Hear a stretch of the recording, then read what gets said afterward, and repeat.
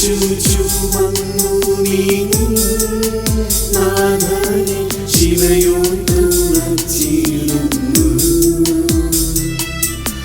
മാതാവിൻ കുരിശു താങ്ങാൻ കൈവന്ന ഭാഗ്യമേ ഭാഗ്യം.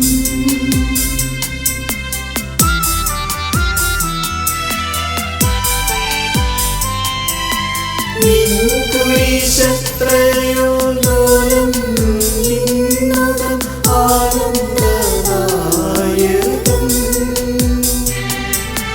അഴലിൽ വീഴുന്നോ കവലം നീങ്ങുന്ന കുരിശിൽ നമിച്ചിടുന്നു. സുരലോകനാഥാനിൻ കുരിശൊന്നു താങ്ങുന്ന കരനീളങ്ങൾ നിരന്തരം. അഞ്ചാം സ്ഥലം. ശിമയോൻ ഈശോയെ സഹായിക്കുന്നു. ഈശോ മിശിഹായേ, ഞങ്ങൾ അങ്ങയെ കുമ്പിട്ട് ആരാധിക്കുന്നു. എന്തുകൊണ്ടെന്നാൽ വിശുദ്ധ കുരിശിനാൽ അങ്ങ് ലോകത്തെ വീണ്ടും രക്ഷിച്ചു. ഈശോ വളരെയധികം തളർന്നു കഴിഞ്ഞു.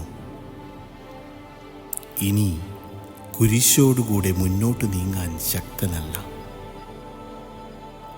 അവിടുന്ന് വഴിയിൽ വച്ചു തന്നെ മരിച്ചു പോയേക്കുമെന്ന് യൂദന്മാർ ഭയന്നു. അപ്പോൾ ശിമയോൻ എന്നൊരാൾ വയലിൽ നിന്ന് വരുന്നത് അവർ കണ്ടു. കെവറീൻകാരനായ ആ മനുഷ്യൻ അലക്സാണ്ടറിൻ്റെയും റോപ്പോസിൻ്റെയും പിതാവായിരുന്നു. അവിടത്തെ കുരിശു ചുമക്കുവാൻ അവർ അയാളെ നിർബന്ധിച്ചു. അവർക്ക് ഈശോയോട് സഹതാപം തോന്നിയിട്ടല്ല, ജീവനോടെ അവിടത്തെ കുരിശിൽ തറയ്ക്കണമെന്ന് അവർ തീരുമാനിച്ചിരുന്നു.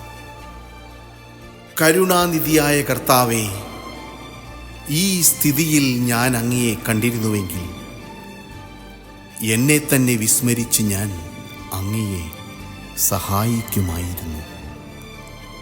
എന്നാൽ എൻ്റെ ഈ ചെറിയ സഹോദരന്മാരിൽ ആർക്കെങ്കിലും നിങ്ങൾ സഹായം ചെയ്തപ്പോഴെല്ലാം എനിക്ക് തന്നെയാണ് ചെയ്തത് എന്ന് അങ്ങ് അരുളി ചെയ്തിട്ടുണ്ടല്ലോ.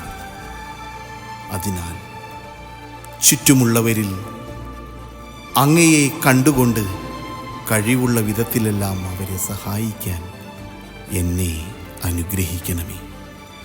അപ്പോൾ ഞാനും ശിമയോനെ പോലെ അനുഗ്രഹീതനാകും. അങ്ങേ പീഡാനുഭവം എന്നിലൂടെ പൂർത്തിയാവുകയും ചെയ്യും. കർത്താവേ, അനുഗ്രഹിക്കണമേ.